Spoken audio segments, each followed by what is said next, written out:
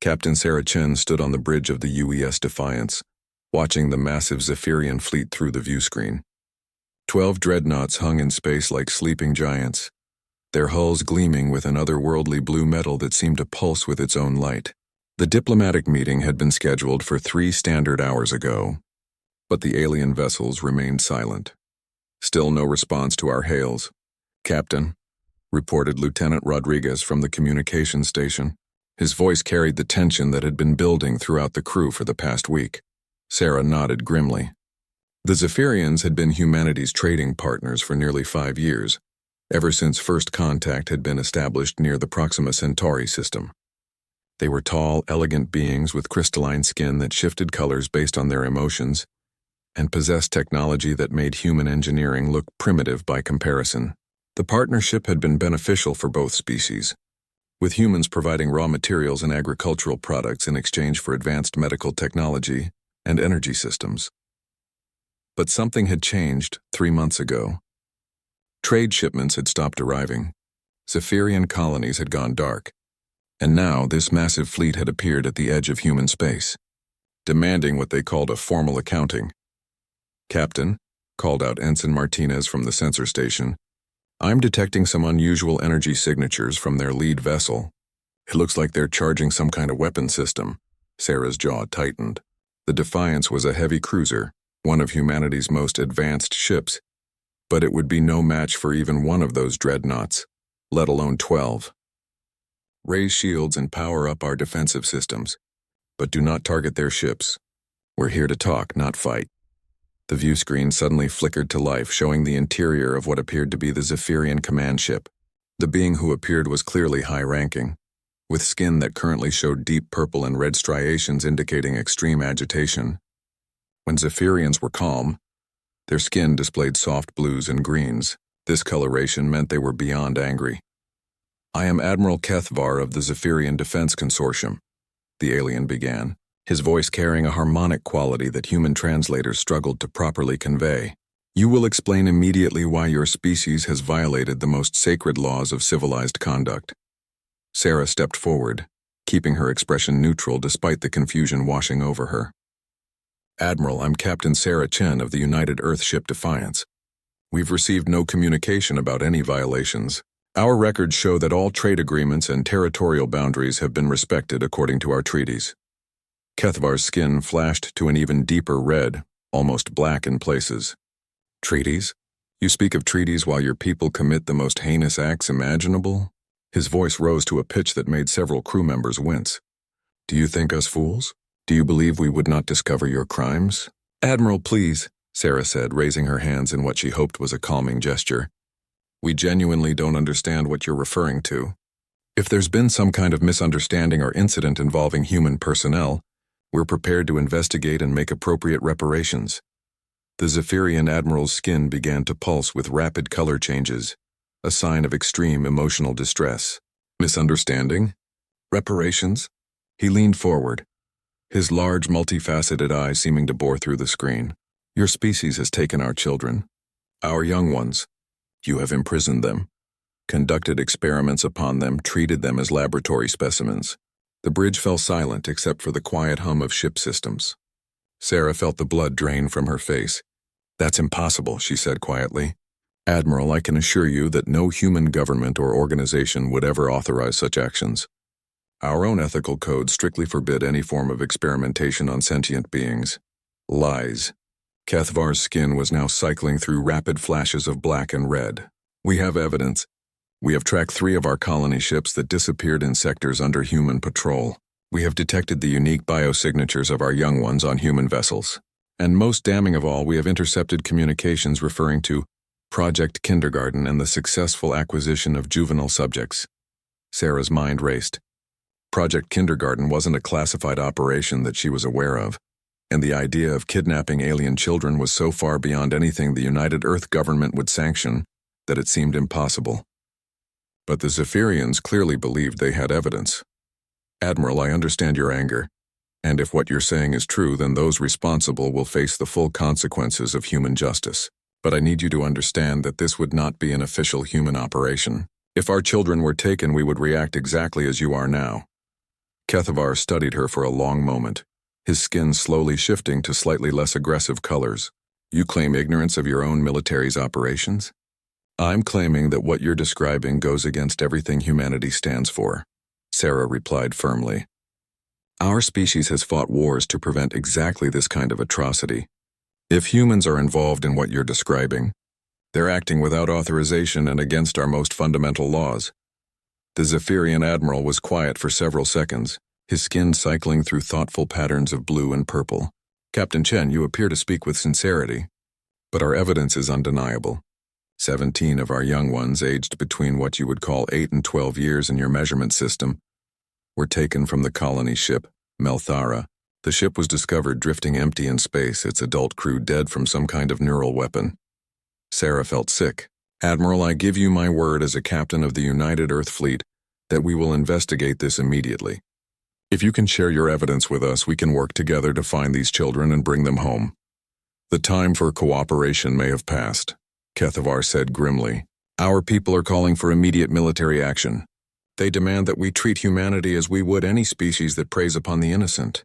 The only reason this fleet has not already begun bombardment of your colonies is because I convinced the High Council to allow this single conversation. The weight of those words settled over the bridge like a physical presence. Sarah knew that Zephyrian technology could devastate human colonies before Earth's fleet could mount an effective defense. But more than that, she was horrified by the possibility that somewhere human beings were holding alien children prisoner. Admiral, please give us 72 hours to investigate.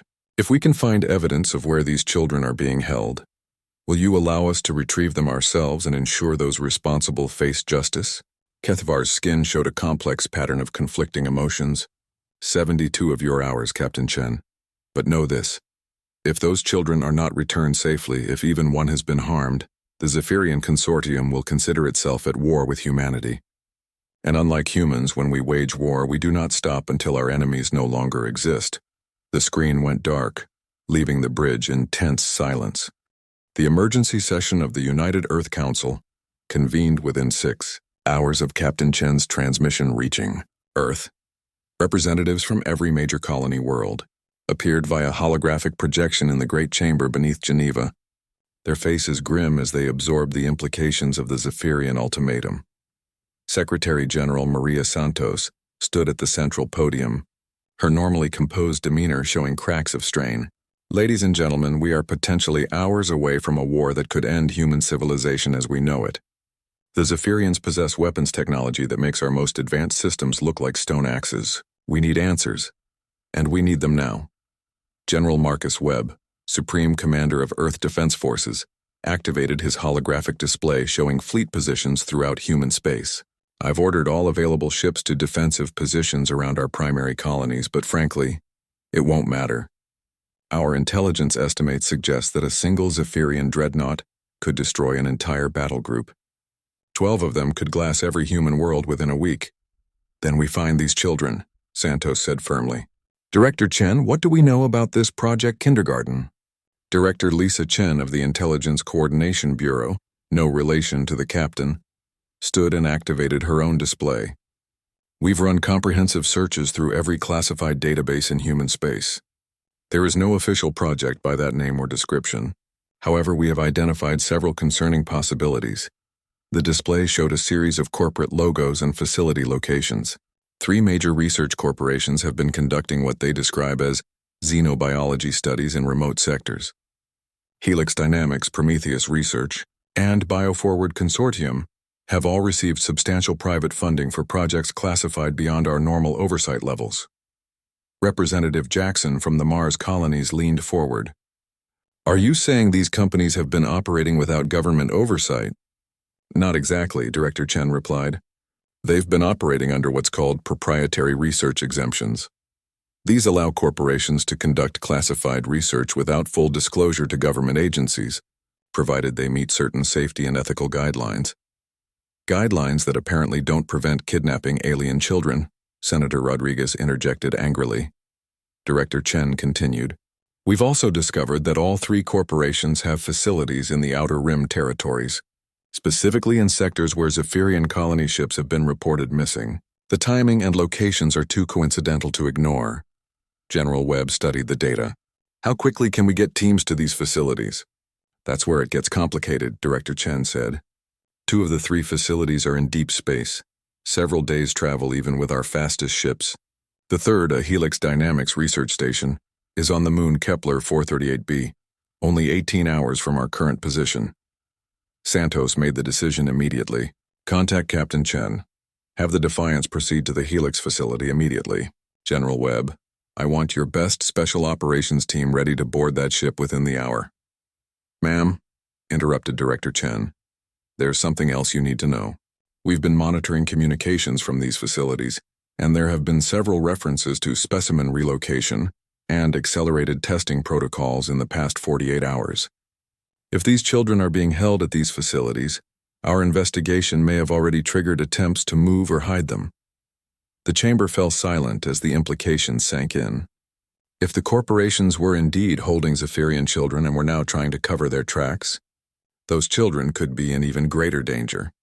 Meanwhile, aboard the Defiance, Captain Chen was reviewing the personnel files of the Special Operations team that had just been transferred to her ship. Lieutenant Colonel James Harrison was a veteran of the Titan Rebellion and had extensive experience in hostage rescue operations.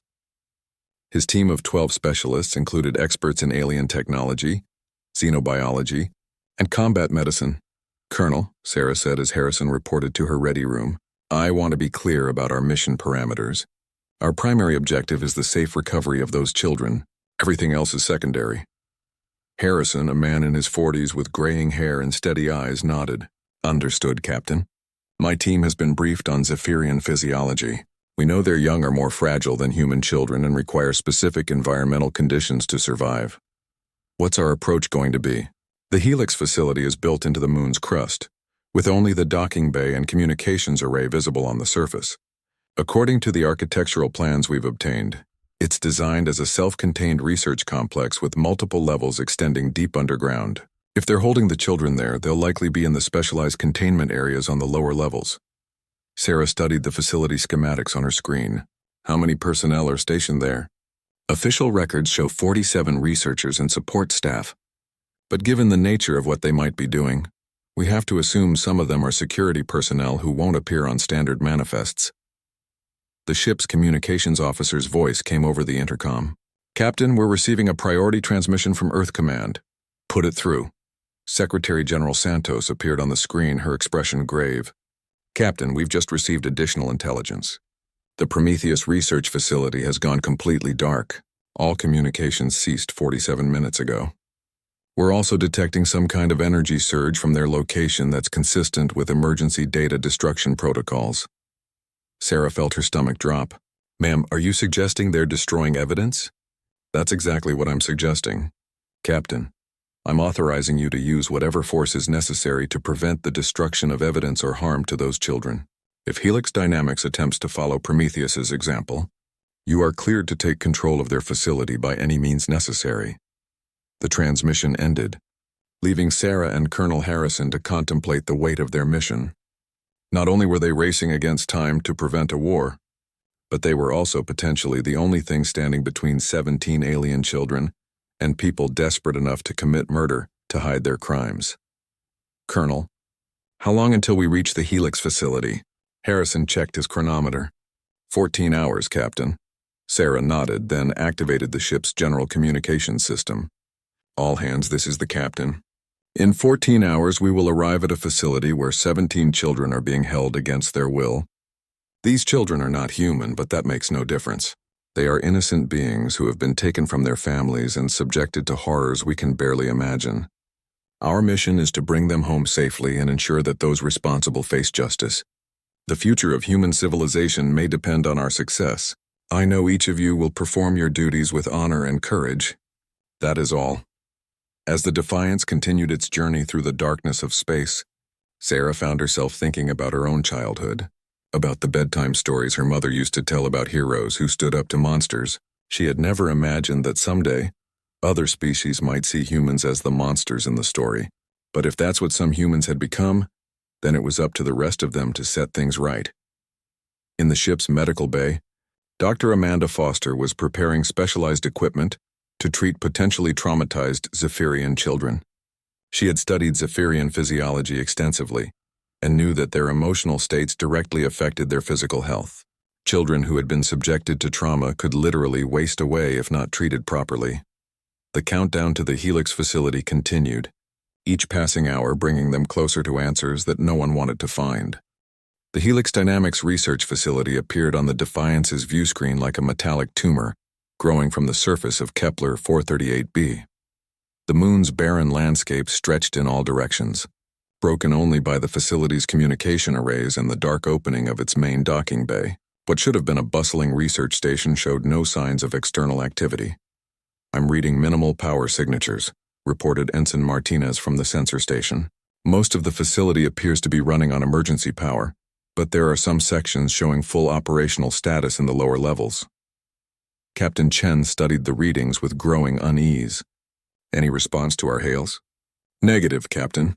They're either not receiving us or choosing not to respond." Colonel Harrison and his team had assembled in the shuttle bay, their equipment checked and rechecked. Each soldier carried specialized gear designed for potential encounters with both hostile humans and fragile alien prisoners.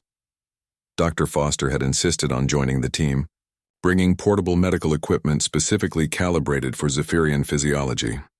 "Captain," Harrison's voice came through the comm. "We're ready to proceed.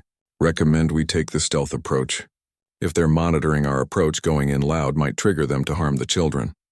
Sarah nodded, though she knew Harrison couldn't see her. "Agreed, Colonel. Take the shuttle in dark and dock manually. We'll maintain position here and monitor for any attempts to transmit data or evacuate personnel." The shuttle Nighthawk detached from the Defiance silently, its stealth systems masking its approach to the facility. Harrison watched through the viewport as they drew closer to the docking bay, noting the complete absence of external security measures or personnel. "Too quiet," muttered Sergeant Kim, the team's demolitions expert. "Even a research facility should have some kind of security presence." As they docked, the team prepared for entry. The facility's artificial atmosphere readings showed normal human breathable air, but the temperature was several degrees below standard. Dr. Foster frowned at her readings. That temperature would be uncomfortable for humans but potentially dangerous for Zephyrian children. Their metabolisms require warmer environments. The docking bay doors opened with a mechanical groan that echoed through the empty space. Emergency lighting cast eerie shadows across abandoned equipment and what appeared to be hastily discarded research materials. Papers and data tablets were scattered across the floor, suggesting a rapid evacuation. Harrison's team moved in standard formation, weapons ready, but not targeted. Their mission was rescue, not combat, unless combat became necessary to protect the children. They encountered no resistance as they made their way through the upper levels of the facility. "Colonel," came the voice of Corporal Peters, the team's technical specialist, "I'm reading some interesting data from these abandoned terminals. Looks like they were running something called neural adaptation protocols and cognitive development acceleration studies." Dr. Foster's face paled as she heard this over the comm. "Colonel, those terms suggest they were conducting experiments on developing minds. If they were testing neural interfaces or cognitive enhancement procedures on children..." "Understood, Doctor. Team priority remains unchanged. Find those kids." They reached the main elevator shaft that led to the lower levels, but the elevator appeared to be non-functional. Emergency lighting showed that power had been deliberately cut to this section. Sergeant Kim examined the elevator controls and shook her head. "Manual shutdown from the lower levels. Someone down there doesn't want visitors. How long to override?" 20 minutes, maybe less if I can access the maintenance panels." Harrison considered their options. Every minute they spent trying to restore elevator function was another minute those children remained in danger. "Do it. Peters, see if you can access any internal surveillance systems. I want to know what we're walking into." While Kim worked on the elevator, Peters connected his equipment to what appeared to be a maintenance terminal. After several minutes of working through security protocols, he managed to access the facility's internal camera network. What he saw made him call Harrison over immediately. "Colonel, you need to see this." The screen showed a large laboratory space on the lowest level of the facility. 17 transparent containment pods were arranged in a circle, each one containing what appeared to be a young Zephyrian. The children were unconscious, connected to various monitoring devices and what looked like neural interface equipment. Their skin, normally vibrant with color, appeared pale and gray, but that wasn't the most disturbing part. Moving between the pods were 6 humans in research coats working frantically to pack equipment and data storage devices. They appeared to be preparing to move the children. "Dr. Foster, you need to see this," Harrison called. The doctor took one look at the screen and gasped. Those neural interfaces, the pale skin coloration, the unconscious state. "Colonel, those children are dying. Zephyrian young can't survive extended separation from their community's collective biofield. The longer they're isolated like this, the more their life systems shut down. How long do we have? Hours, maybe less. And if they try to move them in their current condition..." She didn't need to finish the sentence. Harrison understood that they were looking at a potential mass murder in progress. "Kim, how's that elevator coming?" "Almost there, Colonel. But I should warn you, there are multiple blast doors between the elevator and that laboratory. Someone really doesn't want people getting down there." As if responding to her words, the facility's public address system crackled to life. A nervous male voice echoed through the corridors. "This is Dr. Marcus Vane, Helix Dynamics Research Director. To whoever you are, you need to leave immediately. You don't understand the importance of what we're doing here. These subjects represent the greatest breakthrough in cognitive enhancement technology in human history." Harrison keyed his comm to broadcast on all facility frequencies. "Dr. Vane, this is Lieutenant Colonel James Harrison of the United Earth Defense Forces. By order of the Secretary General, you are commanded to cease all operations and surrender custody of the Zephyrian children you are holding." There was a long pause before Vane responded.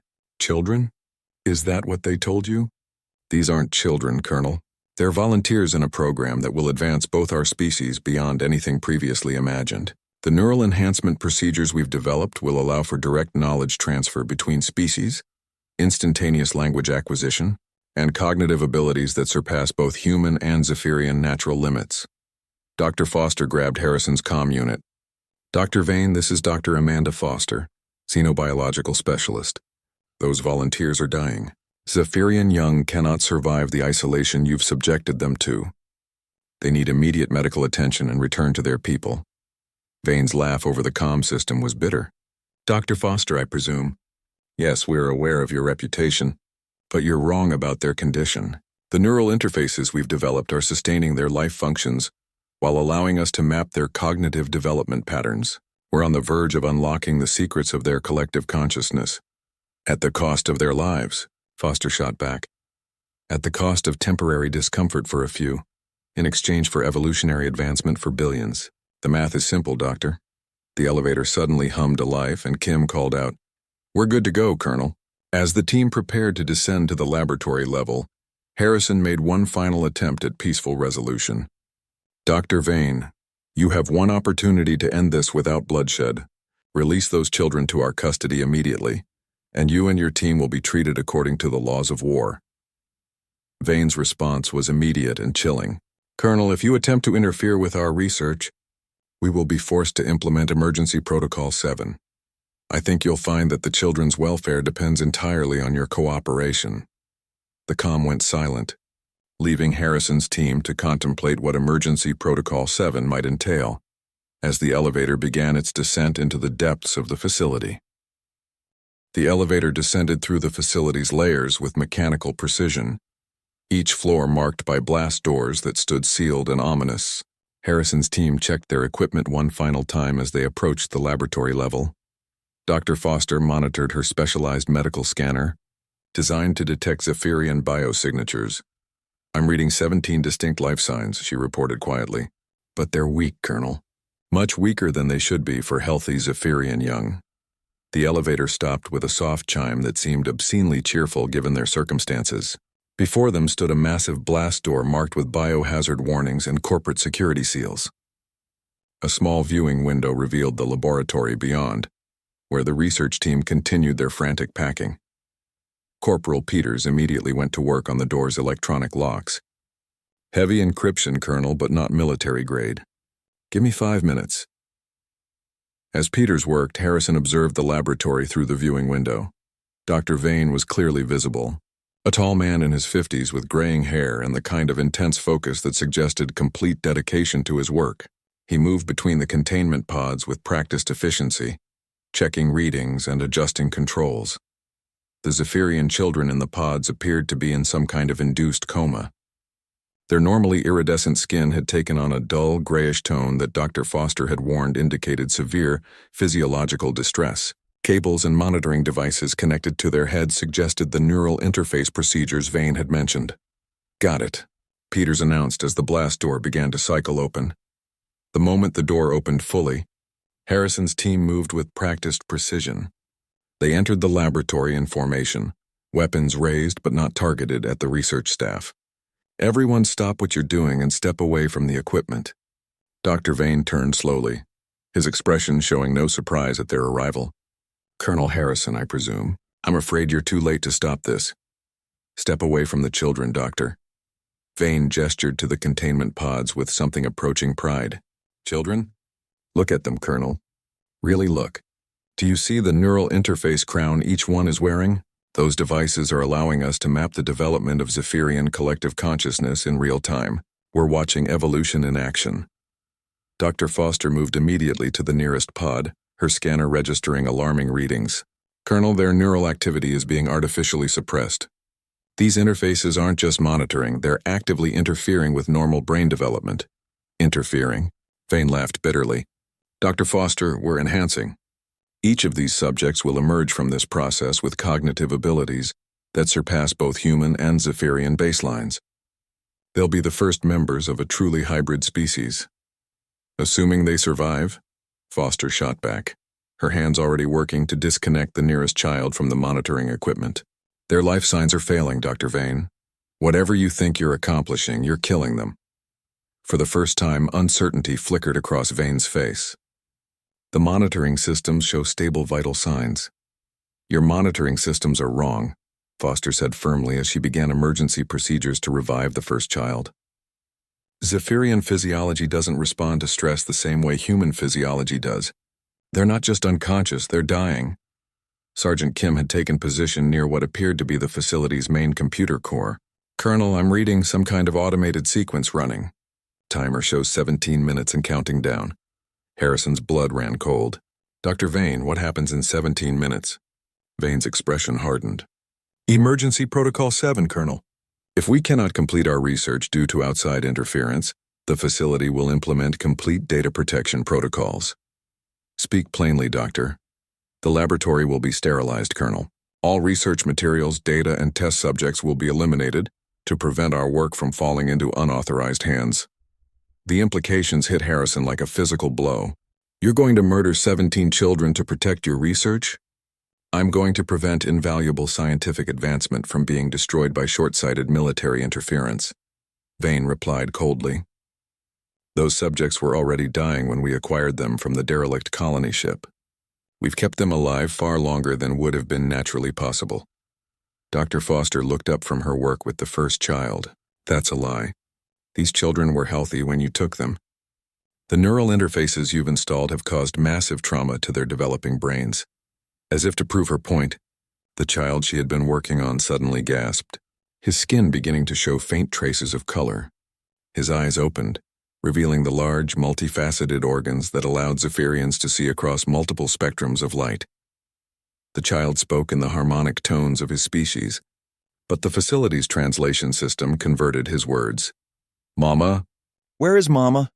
The simple, frightened question seemed to echo through the laboratory, and Harrison saw several of the research staff exchange uncomfortable glances. It was one thing to experiment on unconscious subjects. It was another to hear a scared child calling for his mother. "Dr. Vane," Harrison said, his voice carrying the authority of someone who had commanded soldiers in life-and-death situations, "you will shut down Emergency Protocol 7 immediately, or I will shut it down myself." "I'm afraid that's not possible, Colonel. The protocol can only be overridden with authorization from 3 senior researchers, and I'm the only senior researcher currently in the facility." Kim called out from the computer core. "Colonel, this countdown isn't just for data destruction. I'm reading massive explosive charges throughout the facility. This thing is designed to take out the entire installation." Harrison's mind raced through the tactical situation. They had 16 more children to disconnect from the neural interfaces. A 17-minute countdown to a massive explosion, and a facility designed like a fortress to prevent exactly what they were trying to do. Foster, how long to safely disconnect each child? If I rush it, 2 minutes per child. But rushing could cause permanent neural damage. And if we don't rush it, they all die in 17 minutes anyway. The awful mathematics of the situation were clear. Even working at maximum speed, they couldn't safely extract all the children before the facility destroyed itself. Harrison made the decision that separated good soldiers from dead heroes. Foster, start with the children showing the strongest life signs. Kim, I need you to find me a way to either stop that countdown or get everyone out of here in 15 minutes. Peters, help Dr. Foster with the disconnection procedures. As his team worked frantically to save the Zephyrian children, Harrison confronted Dr. Vane directly. Doctor, you have one chance to be remembered as a scientist who made a terrible mistake, rather than a monster who committed genocide. Help us save these children. Vane stared at the child who was now crying for his mother, his expression showing the first cracks in his scientific detachment. Colonel, you don't understand. The knowledge we've gained here could revolutionize both species. The cognitive enhancement procedures could eliminate mental illness, increase intelligence, allow for direct mind-to-mind communication. At what cost, Doctor? As if in answer to his question, another child began to wake up as Dr. Foster freed her from the neural interface.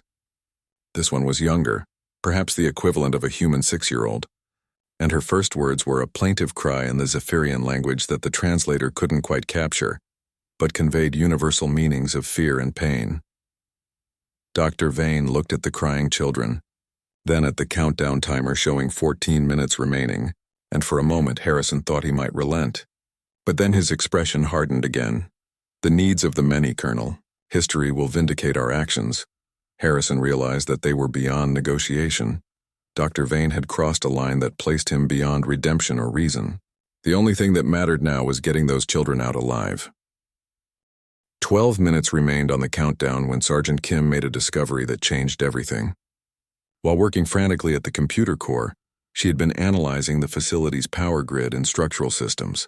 What she found sent a chill through her professional soldier's heart. Colonel, she called out urgently. The explosive charges aren't just meant to destroy the facility. They're positioned to cause a catastrophic failure of the moon's crust in this region. The blast will trigger geological instability that could affect the entire hemisphere. Harrison paused in his supervision of the rescue efforts. Are you saying this will take out more than just the facility? Sir, I'm saying this could crack this moon like an egg. Any ships in orbit, any other installations on the surface, everything within 1,000 kilometers could be destroyed. The implications were staggering. The Defiance was in orbit directly above them. If the facility's destruction caused the kind of geological catastrophe Kim was describing, Captain Chen and her crew would be killed along with Harrison's team and the children they were trying to save. Dr. Foster had successfully freed 4 children from their neural interfaces, but each disconnection revealed the true extent of the damage that had been done to them. The children were conscious but disoriented, their natural skin color patterns flickering erratically as their nervous systems struggled to recover from the artificial suppression they had endured. Colonel, Foster called out as she worked on the 5th child, I need to warn you about something. These children have been isolated from other Zephyrians for months. Their species relies on collective biofields for psychological stability. Even if we get them out of here, they're going to need immediate contact with other Zephyrians, or they could suffer permanent psychological damage. As if summoned by her words, Harrison's comm unit activated with an incoming transmission from the Defiance. Captain Chen's voice carried urgency and concern. Colonel, we're detecting massive energy buildups throughout the facility. Our sensors show what appears to be a self-destruct sequence in progress. Confirmed, Captain. We have 11 minutes to extract 17 children and get clear of a blast that could destabilize this entire moon. There was a pause before Chen responded. Colonel, I'm reading your team's biosigns and the life signs of the children. At your current rate of extraction, you won't have them all free in time. Harrison knew she was right. Even with Dr. Foster and Corporal Peters working together, they could only safely disconnect 1 child every 2 minutes. They had 13 children still connected to the neural interfaces and only 11 minutes remaining. Captain, I need you to contact Admiral Kethvar immediately. Tell him we've found the children and we're working to extract them, but we need his help. Colonel, the Zephyrian fleet is maintaining position at the edge of the system. They're not responding to our hails. Then break communication protocol if you have to. Tell them that 17 of their children are alive but dying, and we need Zephyrian medical support immediately. While Harrison coordinated with the Defiance, Dr. Foster continued her desperate work. The 6th child she freed was older than the others, perhaps equivalent to a human 12-year-old. And when he regained consciousness, his first words were not cries for his parents, but a question that cut straight to the heart of their situation. "Are the others safe?" he asked in accented but clear human standard. "My pod siblings, are they alive?" Dr. Foster paused in her work to look into the child's large, multifaceted eyes. "We're getting them out. All of them. But I need you to stay calm and help me help them." The child nodded with a maturity that seemed far beyond his apparent age. "I am Melthon. I was the eldest when we were taken. I will help." What happened next surprised everyone in the laboratory. Melthon reached out toward the nearest pod containing one of his fellow captives, and his skin began to glow with soft, pulsing patterns of blue and green light. The unconscious child in the pod responded immediately, his own skin beginning to show faint color patterns. "Fascinating," Dr. Vane murmured, momentarily forgetting the countdown in his scientific interest. "The collective biofield is regenerating even under these conditions." "Dr. Foster," Melthon said urgently, "if you can free 2 more of the eldest, we can help the younger ones recover faster. Our people's life force grows stronger when we are together." Foster immediately moved to follow Melthon's guidance, prioritizing the older children. As each one was freed and joined the growing biofield connection, the process of revival for the remaining children began to accelerate.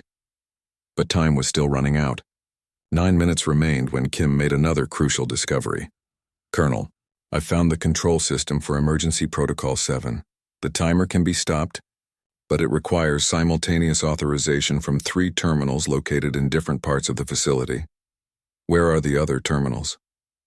"One is in Dr. Vane's office on the upper level, one is in the main security center, and one is right here in the laboratory."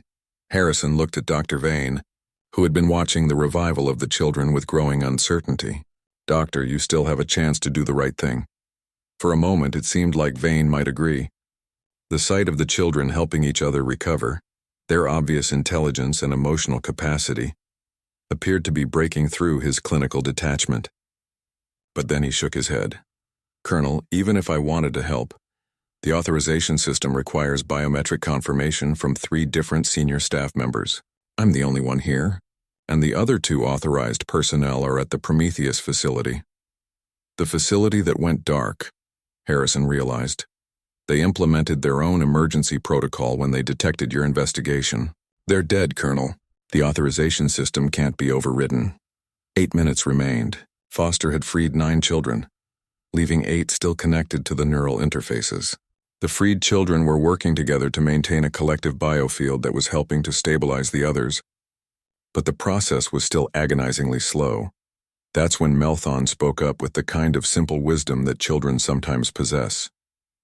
"Dr. Vane, you keep talking about helping our species and yours work together. If you truly want to help, then help us now. There must be another way to stop the countdown."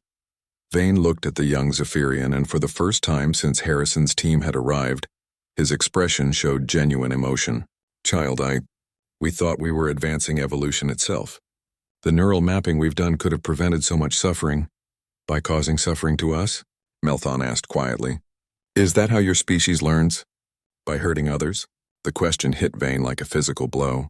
He stared at the child for a long moment, then suddenly moved to the main computer terminal. "There is one way," he said quietly. "A manual override. But it requires someone to stay behind and input the cancellation codes manually as each stage of the countdown progresses." "Show me," Harrison said immediately. Vane hesitated. "Colonel, whoever stays behind won't be able to escape before the final systems lock down. It's a suicide mission."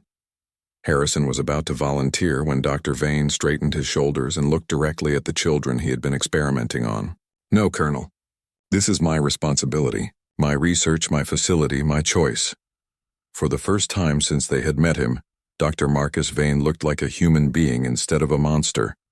Dr. Vane's decision created a moment of absolute silence in the laboratory, broken only by the quiet hum of life support systems and the soft harmonics of the Zephyrian children's collective communication.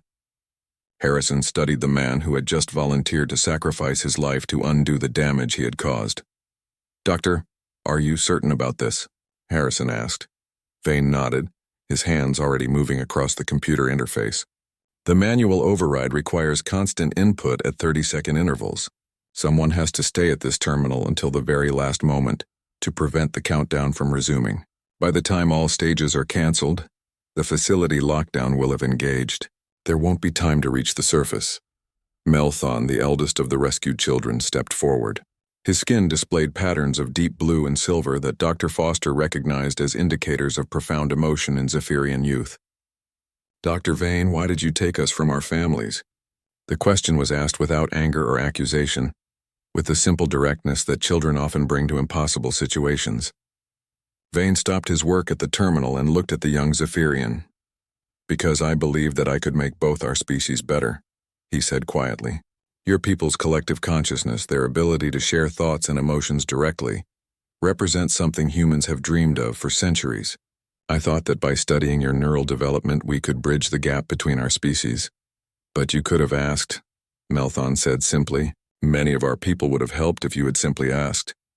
Vane's face showed the weight of that truth. "I know that now, child. I know that now." Dr. Foster had continued working throughout this exchange, and she called out urgently, "Colonel, I've got 3 more children freed, but the remaining 5 are in critical condition. Their life signs are failing faster than I can stabilize them." The countdown showed 6 minutes remaining. Even if Vane could cancel the self-destruct sequence, they were still racing against the biological countdown of the children's deteriorating health.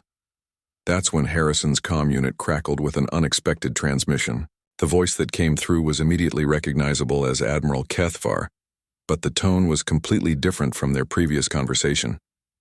"Colonel Harrison, this is Admiral Kethvar. We have detected Zephyrian biosignatures from your location. Are our young ones alive?" "Admiral, 17 children are alive, but several are in critical condition. We need immediate medical assistance and transport. Colonel, we are dispatching our fastest medical vessel immediately. But I must inform you that we are also detecting massive explosive potential from your facility. Our sensors indicate a countdown sequence in progress." Harrison quickly explained the situation, including Dr. Vane's offer to manually override the self-destruct system. There was a long pause before Kethvar responded. "Colonel, Dr. Vane is the human responsible for taking our children?" "Yes, Admiral." Another pause. "And he is now willing to sacrifice his life to save them?" "That's correct." When Kethvar spoke again, his voice carried a complexity of emotion that the translation system struggled to convey. "Colonel, in our culture, there is a concept called tekmar, the moment when someone's true nature is revealed through their choices in extremity. This Dr. Vane has committed terrible crimes against our young, but his willingness to die to save them suggests that perhaps humans are more complex than we understood." Dr. Foster suddenly called out with excitement, "Colonel, the children are responding to something. Their life signs are stabilizing on their own." She was right. The remaining children still connected to the neural interfaces were showing rapid improvement in their vital signs. Their skin was beginning to show faint color patterns and their brain activity was increasing. Melthon provided the explanation. "The Zephyrian medical ship that is coming, we can feel it. Even at this distance, the healers aboard are extending their biofield to help us. It is what your species might call remote healing." 5 minutes remained on the countdown. Dr. Foster was working faster now, emboldened by the children's improving condition. As she freed the 13th child, the improvement in all of them became dramatically apparent. Their skin colors were returning to normal, their breathing was becoming stronger, and they were beginning to communicate with each other in the rapid harmonic tones of their species. Dr. Vane continued his work at the computer terminal, inputting override codes at precise intervals. But Harrison noticed something troubling. The scientist's hands were beginning to shake. "Doctor, are you all right?" Vane didn't look up from his work. "The neural interface research wasn't limited to the children, Colonel. I've been testing some of the cognitive enhancement procedures on myself. The neural implants are beginning to malfunction under stress." This revelation added another layer of urgency to their situation. If Vane collapsed before completing the override sequence, the entire facility would still be destroyed. 3 minutes remained when the Zephyrian medical ship arrived.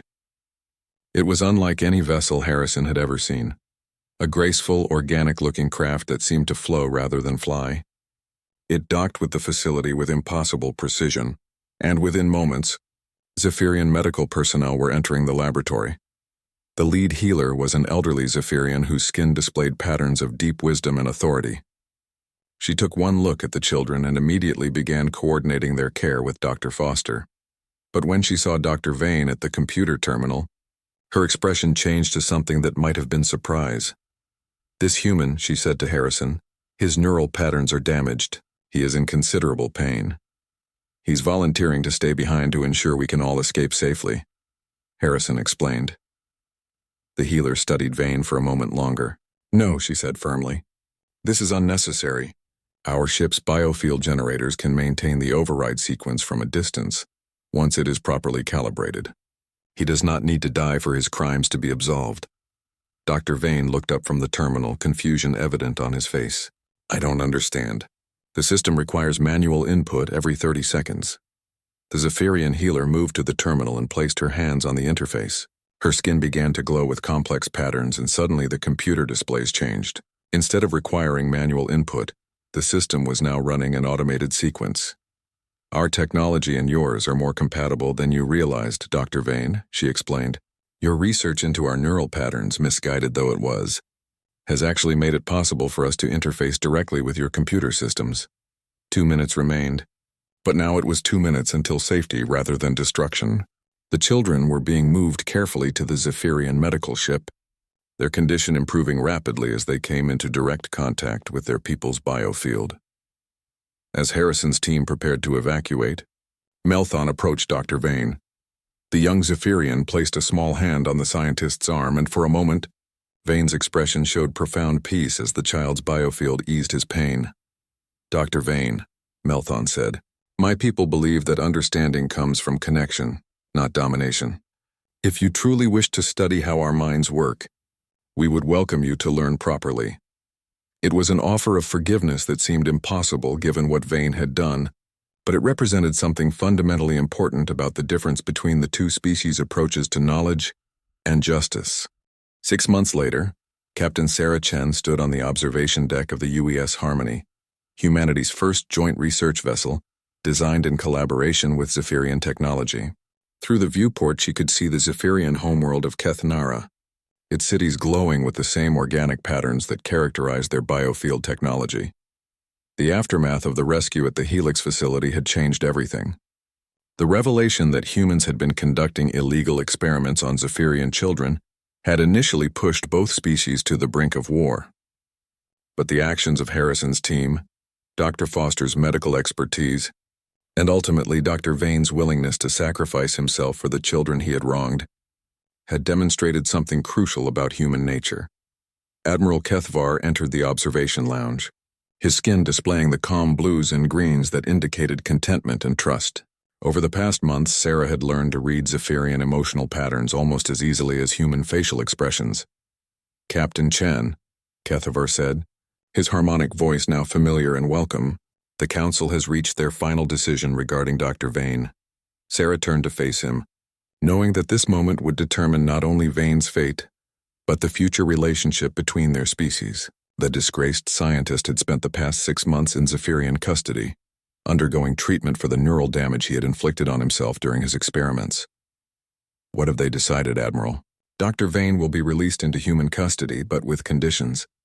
The neural damage he caused to himself has resulted in a unique situation. He now experiences a limited form of collective consciousness similar to our own. The Council believes this makes him uniquely qualified to serve as a bridge between our species." Sarah was surprised by this decision. She had expected either execution or life imprisonment for the man who had kidnapped and tortured 17 children. "Admiral, I have to ask, how do the children feel about this decision? Particularly Melthon and the others who were most directly affected?" Kethavar's skin patterns shifted to display what Sarah had learned indicated complex emotion. "That is perhaps the most remarkable aspect of this situation, Captain. The children themselves advocated for Dr. Vane's rehabilitation rather than punishment. They argued that his experiences with our biofield technology could be used to prevent future misunderstandings between our species." At that moment, The lounge doors opened and Dr. Vane entered, accompanied by Dr. Foster and a young Zephyrian, whom Sarah immediately recognized as Melthon. The scientist looked different than he had 6 months ago. His movements were slower, more deliberate, and his eyes held a depth that suggested he was perceiving the world in ways that no human had before. "Dr. Vane," Sarah said carefully, "I understand congratulations are in order." Vane shook his head slowly. "Captain, I don't deserve congratulations. I deserve to be remembered as the human who nearly started a war by committing atrocities against children. The fact that I'm standing here free is a testament to Zephyrian mercy, not human justice." Melthon stepped forward, his skin displaying patterns that Sarah recognized as determination mixed with hope. "Dr. Vane speaks of human justice, but he does not understand Zephyrian healing. We do not punish those who can be made whole. We transform those who can learn to transform others." Dr. Foster nodded, her expression showing the professional satisfaction of someone whose patient had made a full recovery. The neural interfaces Dr. Vane used on himself have created permanent changes in his brain chemistry. He now experiences empathic connections similar to Zephyrian collective consciousness. He literally cannot harm another sentient being without experiencing their pain as his own, which makes him ideally suited for his new role, Admiral Kethvar added. Dr. Vane will head the new Joint Species Research Initiative, working to develop ethical protocols for interspecies scientific cooperation. Sarah studied the man who had once been willing to commit genocide for the sake of scientific advancement. "Dr. Vane, how do you feel about this arrangement?" Vane was quiet for a moment, and Sarah could see him choosing his words carefully. "Captain, 6 months ago I believed that knowledge justified any cost. I was willing to sacrifice 17 children for what I thought was the greater good of both species. Now, through experiencing even a small portion of what collective consciousness means, I understand that knowledge without compassion is not advancement. It's barbarism." "The other research facilities?" Sarah asked. "Prometheus and BioForward, what's been done about them?" Admiral Kethvar's skin showed darker patterns. "Prometheus Research implemented their emergency protocols when they detected your investigation. The facility and all personnel were destroyed. As for BioForward, their facilities were found abandoned. It appears they evacuated when news of your rescue operation reached them. Are there other missing children? We believe 3 more young ones were taken by BioForward, but our combined investigation teams have found no trace of them. It is possible they were released when the corporation realized their operations had been discovered." Melthon spoke up, his young voice carrying wisdom beyond his years. "Captain Chen, my pod siblings and I wanted to thank you and Colonel Harrison's team, not just for rescuing us, but for showing us that humans are capable of risking their lives for others, even for alien children they had never met." The simple gratitude in the child's words struck Sarah more powerfully than any medal or commendation ever could. "Melthon, I need you to understand something. What happened to you and the others was a crime against everything humanity stands for. Those people who took you do not represent our species any more than criminals represent yours." "We understand this now," Melthon replied, "but it took seeing humans like you, Dr. Foster, and Colonel Harrison to truly believe it. Even Dr. Vane, in the end, chose to save us rather than preserve his work." Dr. Vane looked at the young Zephyrian with an expression of profound regret. "Melthon, I want you to know that not a day passes that I don't think about the fear and pain I caused you and the others. If I could undo what I did." Melthon reached out and touched Vane's hand, his skin glowing softly. "Dr. Vane, in our culture we believe that the past exists to teach us about the future. You cannot change what you did, but you can change what you do next." Admiral Kethvar watched this interaction with approval. "Captain Chen, this is why the Council believes that Dr. Vane's transformation represents hope for both our species. The neural modifications he underwent have given him access to our empathic abilities, but his human analytical mind allows him to understand concepts that we sometimes struggle with." "Such as?" Sarah asked. "Individual privacy, competitive thinking, and the human capacity for both great evil and great good," Vane answered. "Zephyrians are naturally empathic and collective. They struggle to understand how humans can commit acts of cruelty because they literally feel each other's pain.